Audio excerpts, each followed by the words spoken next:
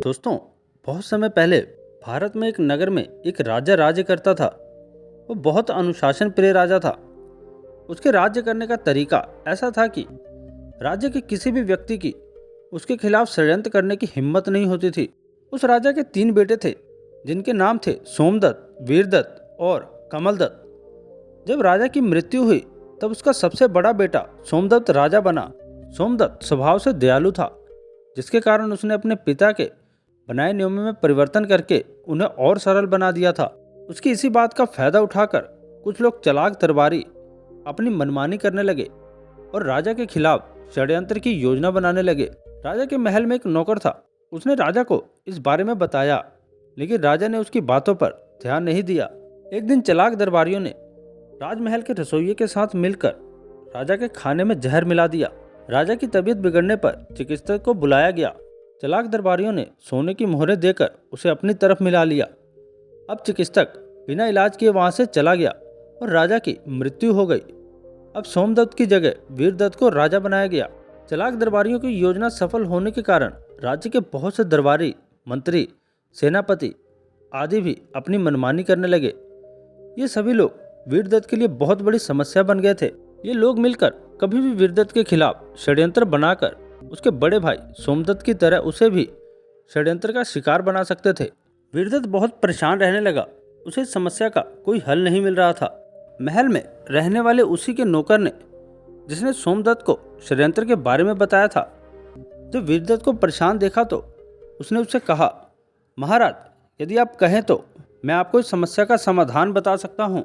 वीरदत्त ने अपने इस नौकर की बातों पर कोई भी ध्यान नहीं दिया और उस नौकर से कहा, जब मैं और मेरे खास गुप्तचर इस समस्या का कोई हल नहीं सोच पा रहे हैं तो तुम एक तो नौकर हो। इतनी बात कहकर राजा अपने दरबार में चला गया। वीरदत्त ने कुछ कठोर नियम व कानून भी बनाए, लेकिन कुछ फायदा नहीं हुआ, बल्कि दरबारी, मंत्री, सेनापति आदि राजा द्वारा बनाए गए कठोर नियमों की वजह से उसे चिढ़ने लगे, क्योंकि ये कठोर नियम उन्हें राज्य में उनकी मनमानी करने से रोकने के लिए बनाए गए थे। कुछ ही दिनों में वीरदत्त के सेनापति ने राजा के कुछ खास गुप्तचरों से मिलकर एक षड्यंत्र बनाया। एक दिन सेनापति राजा को लेकर शिकार करने जंगल में गए। वहां शिकार करते समय राजा को जंगल में ऐसी जगह अकेले छोड़ दिया गया जहां खुखार जंगली लोग रहते थे। जंगली लोगों ने राजा को अकेला देखकर हमला कर दिया और उसे मार डाला। सेनापति और गुप्तचरों ने राज दरबार में आकर एक झूठी कहानी सुना दी, जिससे राज परिवार को ये विश्वास हो गया कि उनकी बहुत कोशिशों के बावजूद उनकी बहुत कोशिशों के बाद भी वो राजा को नहीं बचा सके। अब वीरदत्त की ये जगह उसके छोटे भाई कमलदत्त को राजा बनाया गया। अब कमलदत्त के सामने भी वही समस्याएं खड़ी थी जो वीरदत्त के सामने थी। राजमहल के अधिकतर कर्मचारी अपनी मनमानी में लग गए। कमलदत्त हमेशा षड्यंत्रकारियों से बचाव और कुशलतापूर्वक राज्य को चलाने के उपाय सोचता रहता था। अब तो वो राजमहल के किसी भी बड़े कर्मचारी पर विश्वास नहीं कर सकता था। राजा यदि अपने इन बड़े दरबारियों पर कुछ कठोर कार्रवाई करता तो ये दरबारी राजा के खिलाफ षड्यंत्र करने लगते कि राजा का जीवन कैसे समाप्त कर दिया जाए, और यदि राजा कोई कार्रवाई नहीं करता था तो ये कर्मचारी अपनी मनमानी करके राज्य को बहुत नुकसान पहुंचा रहे थे। अपनी इसी समस्या के चलते कमलदत्त को ये लगने लगा कि शायद इस समस्या का कोई समाधान नहीं है और अब उसे समस्याओं के साथ ऐसे ही राज्य करना होगा। उसने इस बड़ी समस्या के समाधान को अब अपने भाग्य पर छोड़ दिया। राजमहल में रहने वाला वही नौकर कमलदत्त की इस परेशानी को देखकर उसके पास गया और बोला, महाराज, यदि आप आज्ञा दे तो मैं आपकी इस समस्या का उचित समाधान बता सकता हूँ। राजा ने उस सैनिक की तरफ देखा और कहा, जब पूरा राज परिवार इस समस्या का हल नहीं खोज पा रहा है तो तुम एक नौकर होकर क्या समाधान दे सकते हो। तभी राजा के पास खड़ी रानी ने राजा से कहा, महाराज, मुझे लगता है कि एक बार इस नौकर की बात सुन लेने में कोई भी नुकसान नहीं है। क्या पता ये कुछ ऐसा बता दे जो हमारे काम आ जाए। राजा ने कुछ सोचा और नौकर से बोला, बताओ तुम क्या बताना चाहते हो। तभी नौकर बोला, महाराज, इस समस्या का समाधान बहुत सरल है। राज दरबारी राजा को इसलिए मार देते हैं क्योंकि राजा के मरने से उन्हें लाभ होता है। यदि कुछ ऐसा कर दिया जाए कि राजा पर संकट आने पर उन पर भी संकट आ जाए तो इस समस्या का समाधान हो जाएगा। राजा को नौकर की यह बात अच्छी लगी। तब राजा बोला, ऐसा क्या किया जाए जिससे राजा पर आने वाला संकट षड्यंत्रकारियों के लिए भी संकट बन जाए। नौकर बोला, यदि आप ये घोषणा करवा दें कि जब इस राज्य के राजा की मृत्यु होगी तो उसकी चिता के साथ राज्य के सभी दरबारी, मंत्री, सेनापति तथा रसोइयों को जला दिया जाएगा, इसका परिणाम ये होगा कि आप जब तक चाहें राजा बने रह सकते हैं और उसके बाद आप अपने उत्तराधिकारी को राजा बना सकते हैं। ये षड्यंत्रकारी आपको कोई हानि नहीं पहुंचा पाएंगे। राजा को यह बात बहुत अच्छी लगी और उसने उसी दिन पूरे राज्य में यह घोषणा करवा दी। इस घोषणा को सुनकर सभी षड्यंत्रकारियों में खलबली मच गई। दूसरे ही दिन राजा ने ऐसे कई नियम बना दिए जिससे राज्य को कोई भी षड्यंत्रकारी नुकसान ना पहुंचा सके। अब तो राजा की समस्या का समाधान हो गया। सभी दरबारी, मंत्री, सेनापति तथा रसोइया आदि राजा की सेवा में लग गए।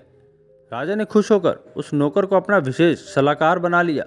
भविष्य में उस राज्य और उसके राजा को कभी कोई नुकसान नहीं हुआ। तो दोस्तों, हमें इस कहानी से ये सीखने को मिलता है कि कहानी में राजा को अपनी समस्याओं का कोई समाधान नहीं सूझ रहा था। कमल दत्त ने तो ये तक सोच लिया था कि इस समस्या का कोई समाधान हो ही नहीं सकता। यही सोचकर वो इस समस्या के साथ ही जीवन जीना चाहता था, जबकि उसे पता था कि षड्यंत्रकारी कभी भी उसे नाराज होकर उसकी जीवन लीला समाप्त कर सकते हैं। अर्थात उसके समस्याओं के साथ एक डर भरा जीवन जीने का निर्णय ले लिया था, क्योंकि उसने सोच लिया था कि उसकी समस्या का कोई हल शायद उसके पास नहीं है। दोस्तों, ऐसा ही हम में से बहुत से लोगों के साथ होता है। लाइफ में बहुत सी ऐसी प्रॉब्लम सामने आती है जिन्हें सॉल्व करने की हम बहुत कोशिश करते हैं, लेकिन बाद में हार मानकर उसे अपना भाग्य मान लेते हैं। प्रॉब्लम का सलूशन ना होने पर लोग अपना कैरियर खराब कर लेते हैं, अपनी जीवन समस्या के साथ ही जीने की हैबिट बना लेते हैं और पूरे जीवन भाग्य को ही कोसते रहते हैं। सलूशन ना मिलने के कारण लोग आत्महत्या तक कर लेते हैं। जबकि यह बात सत्य है कि दुनिया की प्रत्येक समस्या का कम से कम एक समाधान जरूर होता है, क्योंकि समस्या आती ही अपने समाधान के साथ में है। बस होता यह है कि हम अपनी समस्या से इतने परेशान हो जाते हैं कि हमें उसके साथ में मौजूद समाधान दिखाई नहीं देता। जब भी कोई समस्या आए तो लोग समस्या पर फोकस करने लगते हैं, जो कि गलत है। उन्हें अपना फोकस समस्या के समाधान पर लगाना चाहिए। ऐसा इसलिए क्योंकि प्रत्येक समस्या का एक समाधान जरूर होता है। यदि खुद पर विश्वास रखा जाए और लोगों से उचित सलाह ली जाए तो प्रत्येक समस्या का समाधान मौजूद है। किसी ने ठीक ही कहा है कि क्रोध से समस्या का समाधान नहीं होता, शांत मन हर समस्या का समाधान ढूंढ सकता है। दोस्तों, बहुत से लोग भी ऐसा करते हैं कि खुद की ईगो के सामने दूसरे लोगों को छोटा समझते हैं। नॉलेज, इंटेलिजेंस और एबिलिटी ईश्वर के दिए हुए ऐसे वरदान हैं जो छोटे और बड़े का भेद नहीं करते, बल्कि हमें ये बताते हैं कि दुनिया का कोई भी व्यक्ति यदि ठान ले कि उसे सफल होना है तो उसे कोई रोक नहीं सकता। ऐसे हजारों उदाहरण मौजूद हैं जो हमें ये बताते हैं कि ऐसे व्यक्ति जिन्हें छोटा और अयोग्य समझा गया, लेकिन वह अपनी नॉलेज और इंटेलिजेंस और एबिलिटी के दम पर आज एक सफल इंसान के रूप में एक हीरे की तरह अपनी चमक बिखेर रहे हैं। अंत किसी को छोटा या अयोग्य ना समझकर उन्हें इग्नोर ना करें। ऐसा भी हो सकता है कि उसका बताया गया एक शब्द आपके जीवन की दिशा को बदल दे। तो दोस्तों, ये मोटिवेशनल कहानी आपको कैसी लगी? अगर अच्छी लगी है तो नीचे कमेंट बॉक्स में ज़रूर बताएं और अपने दोस्तों के साथ इसको शेयर भी ज़रूर करें। तो मिलते हैं ऐसे ही और वीडियो में। धन्यवाद।